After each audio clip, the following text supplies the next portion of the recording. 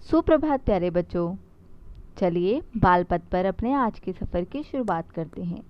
आज हम हिंदी व्याकरण का एक बहुत ही महत्वपूर्ण पाठ क्रिया पढ़ेंगे। अब क्रिया क्या होती है वो आपको मैं धीरे धीरे बताती हूँ। देखो बच्चों, आपके सामने एक चित्र है। चित्र में अब यहाँ देखो, चित्र 1 में कुछ बच्चे क्या कर रहे हैं? नाच रहे हैं, गा रहे हैं, खुश हो रहे हैं। अगले में देखो, ये बच्ची बॉल से खेल रही है।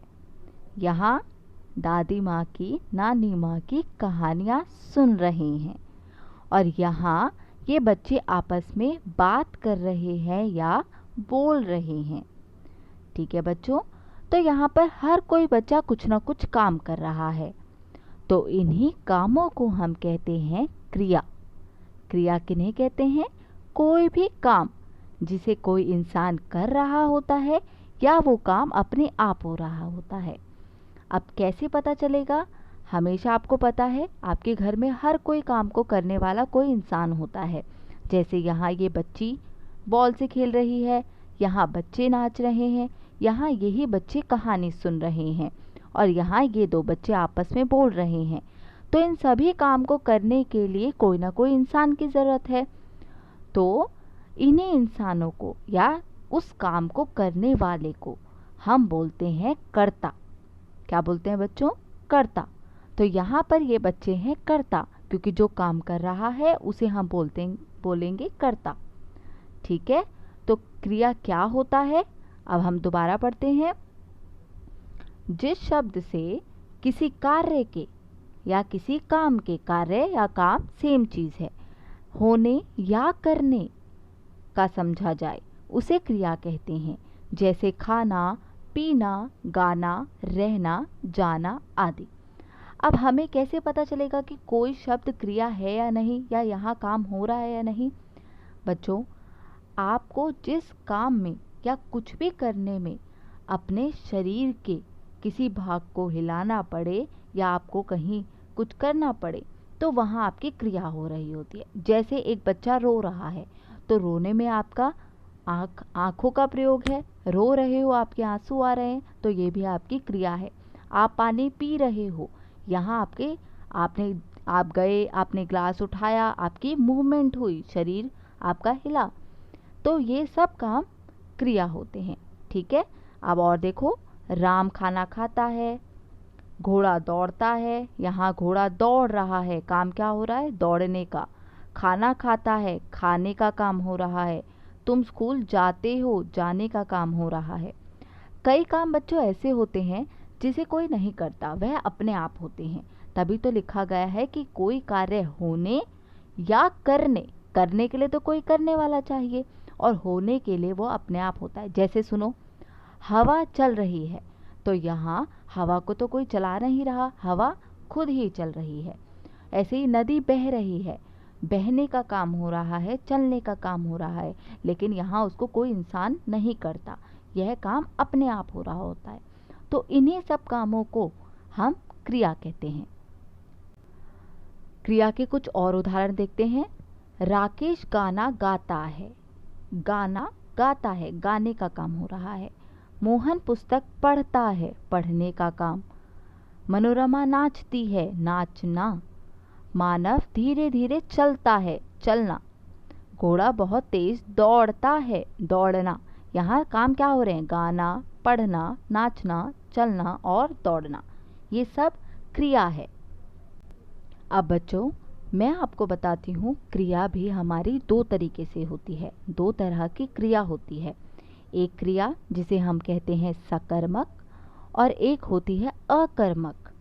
लेकिन इसको सिखाने से पहले आपको एक चीज़ पे ध्यान देना होगा। बच्चों, हमेशा हर काम को मैंने आपको बताया कि कोई ना कोई करने वाला होता है, तो उसी काम को करने वाले को हम बोलते हैं कर्ता। क्या बोलते हैं? कर्ता। कर्ता मतलब काम को करने वाला। कोई भी काम को करने वाला कर्ता कहलाता है। जैसे राम पानी पी रहा है, तो राम कर्ता हो गया, क्योंकि पानी कौन पी रहा है? राम। चिड़िया उड़ रही है, तो यहाँ पर काम, जो उड़ने का काम है वो कौन कर रहा है? चिड़िया। तो यहाँ पर कर्ता चिड़िया हो गई। एक होता है बच्चों कर्म। कर्म होता है कर्ता, यानी कि काम जो करता है वो क्या काम करता है? जैसे रोहन पानी पी रहा है, तो रोहन क्या काम कर रहा है? पानी पी रहा है, पानी को पी रहा है। जैसे मोहन पुस्तक पढ़ता है, मैंने बोला मोहन पुस्तक पढ़ता है, तो काम करने वाला कौन हुआ? मोहन। तो मोहन तो करता है, और वो किसको पढ़ रहा है? पुस्तक को पढ़ रहा है, तो पुस्तक हो गई कर्म। ठीक है बच्चों, तो कर्ता और कर्म मैंने आपको बताए। अब हम कैसे पहचानेंगे कि कोई जो क्रिया है वो सकर्मक है या अकर्मक है? पहले तो बच्चों ये ध्यान दो, सकर्मक मतलब जो कर्म के साथ होगी, और अकर्मक मतलब जो कर्म के बिना होगी। कर्म मैंने आपको बता दिया कि जो काम हो रहा होता है वो किसके द्वारा हो रहा होता है, किस चीज़ का काम हो रहा होता है, वो होता है कर्म। ठीक है, देखो बच्चों, बहुत आसानी से और सीधे शब्दों में हम पढ़ेंगे कि क्या होता है सकर्मक क्रिया।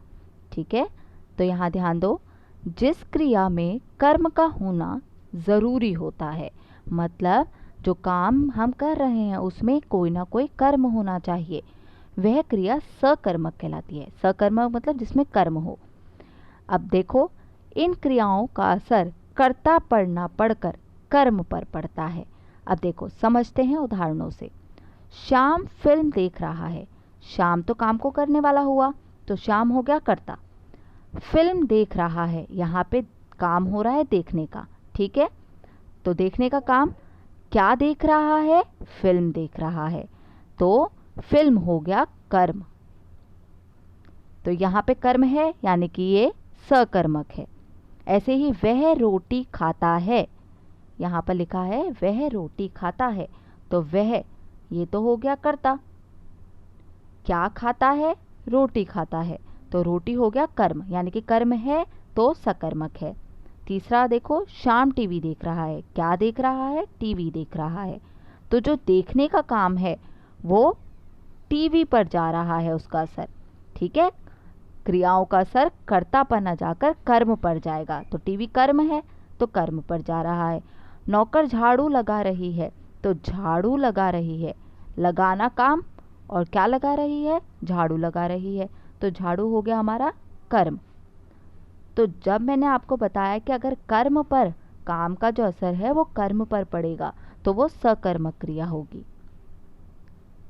अब बच्चों पढ़ते हैं अकर्मक क्रिया। मैंने आपको बताया अकर्मक मतलब बिना कर्म के, सकर्मक जिसमें कर्म था, अकर्मक जिसमें कर्म नहीं था।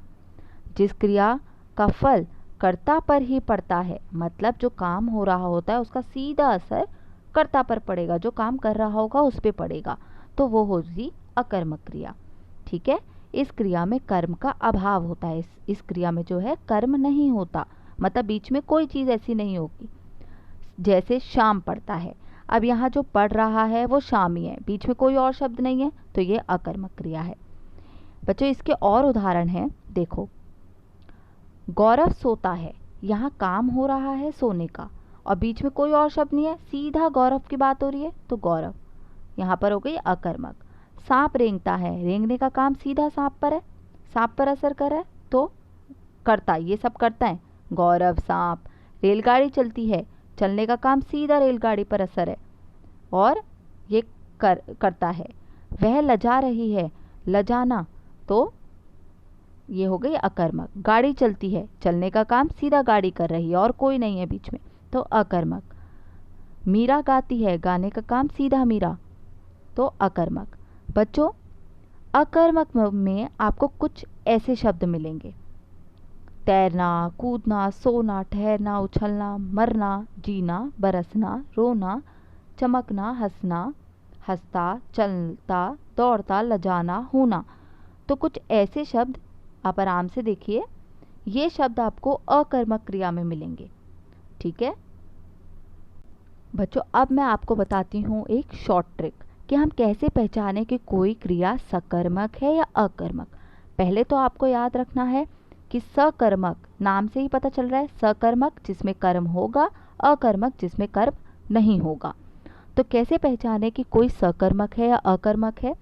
हम क्या करेंगे, देखो इस लाइन को पढ़ो। श्याम फिल्म देख रहा है और एक प्रश्न पूछो कि श्याम क्या देख रहा है, तो आंसर आया फिल्म। ठीक है। वह रोटी खाता है, वह क्या खाता है? रोटी खाता है। श्याम टीवी देख रहा है, श्याम क्या देख रहा है? टीवी देख रहा है। नौकर झाड़ू लगा रही है, नौकर क्या कर रही है? झाड़ू लगा रही है। बच्चों इन सब में हमें जवाब मिल गया, जो क्या प्रश्न पूछा मैंने वो जवाब मिल गया। तो यानी कि जिसमें जवाब मिल जाएगा वो आपकी सकर्मक, और जिसमें जवाब नहीं मिलेगा तो बच्चों अकर्मक क्रिया में आपको उस क्या का जवाब नहीं मिलेगा। जैसे देखो श्याम पढ़ता है, तो यहाँ पर कहीं नहीं लिखा श्याम क्या पढ़ता है, यहाँ पर सिर्फ लिखा है श्याम पढ़ता है।